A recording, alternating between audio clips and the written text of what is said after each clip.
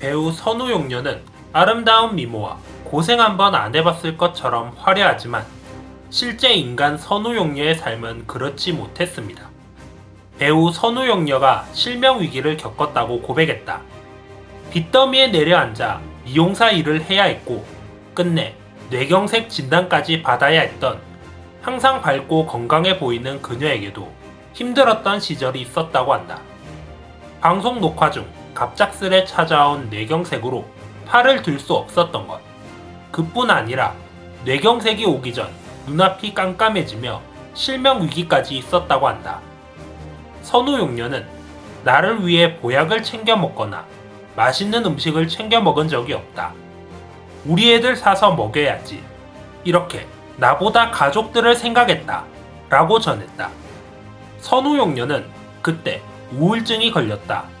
사람들이 날 잊으면 어떡하나, 잊힌 연기자가 되면 어떡하나 라는 생각에 우울증을 굉장히 심하게 앓았다라고 밝혔다.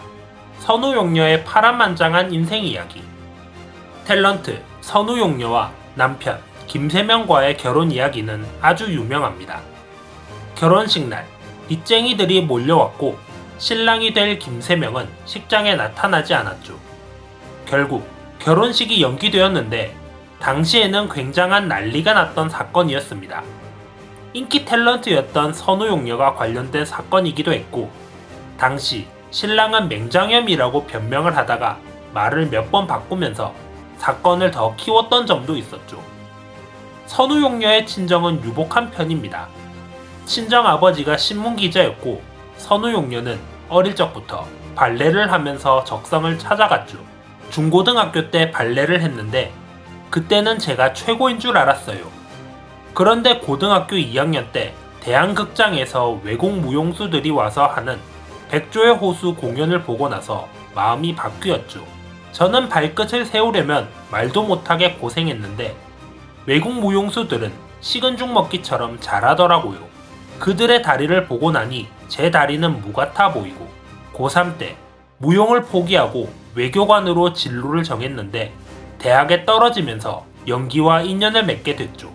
선우용녀 남편 이름은 김세명인데 원래 사업가이자 아난그룹의 친인척입니다. 김세명의 사촌 누나가 아난그룹 김양수 회장의 조카 며느리이고 같이 사업을 했던 사이이죠. 선우용녀와 김세명의 나이 차이는 10살이고 8남매의 맏아들이었습니다. 처음에 김세명이 선우용녀의 팬이었고 선우용녀 이모와의 친분을 이용해서 접근합니다. 몇 차례 전화통화를 했어요.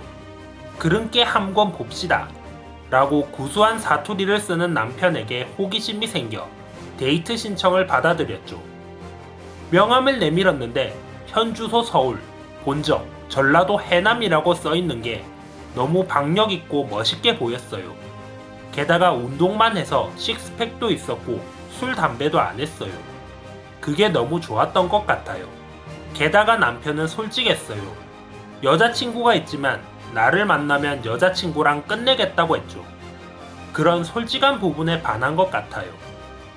사실 당시 김세명은 잘나가는 사업가였고 전화시설이 된 자가용 차를 가지고 있었을 정도였습니다. 이런 차로 선우용녀의 출퇴근을 도왔고 이런 부분 역시 선우용녀에게 크게 어필했겠죠. 그리고 여자에 대해서는 김세명은 당시 결혼을 하지는 않았지만 여자와 사실혼 관계에 있었습니다. 다만 어떤 사건으로 여자와 이혼을 하고 선우용녀와 재혼을 하게 된 것이죠.